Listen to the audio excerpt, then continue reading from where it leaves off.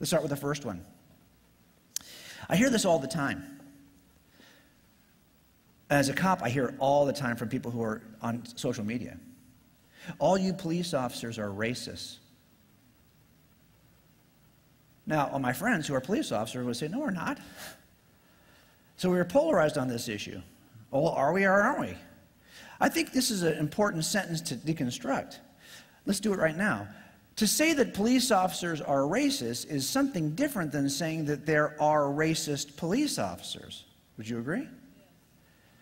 I'm here to tell you, having been raised by a cop, I was born in my dad's academy.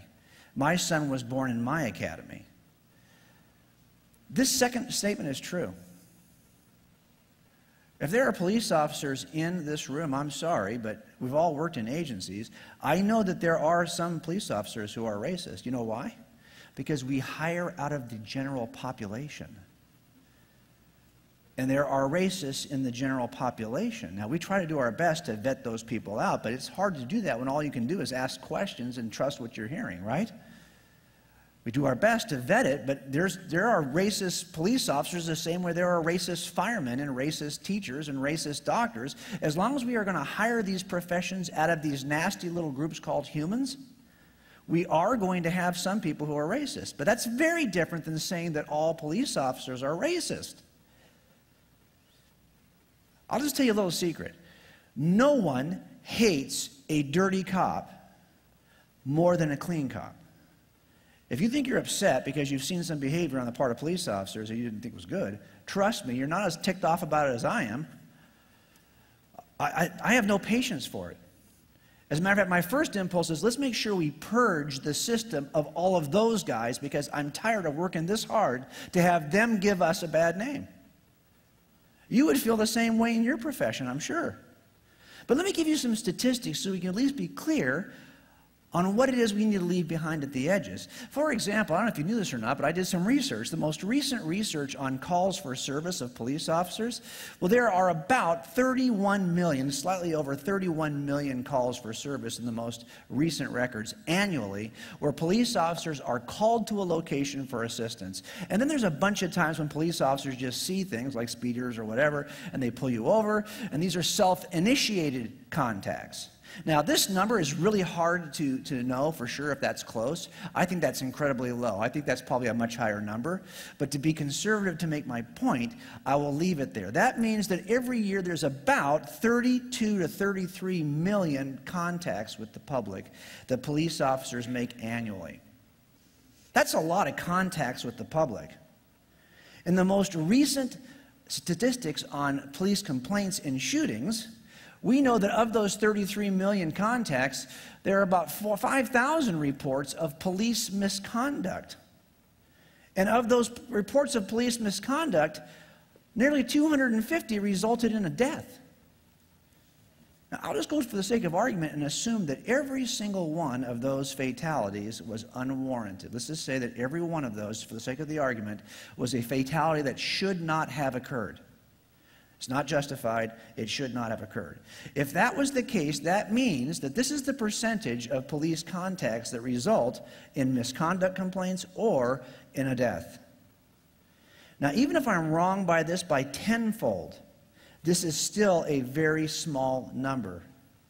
Also, the number of police officers are about 1 million. So if you look at that number of police officers versus contact and complaints and deaths, these are the numbers.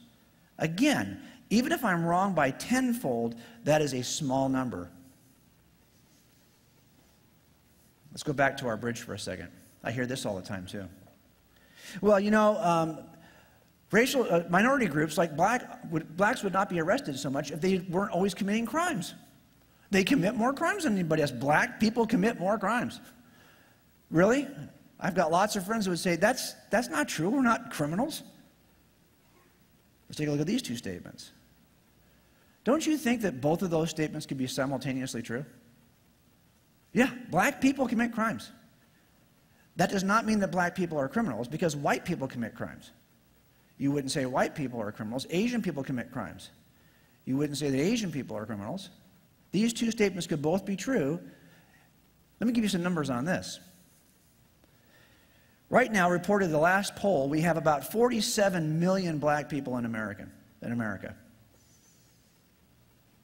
The most recent arrest records show that annually we have about 900 convictions of crimes.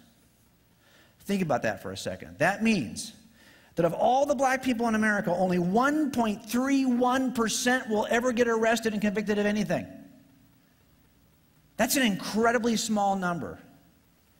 And even if I'm wrong by tenfold, it's still an incredibly small number. You know what these guys are doing right here? Let me show you. These folks, this is an almond tree. And when almonds come out of that tree, they fall on that tarp. And then you can pick all those nuts up.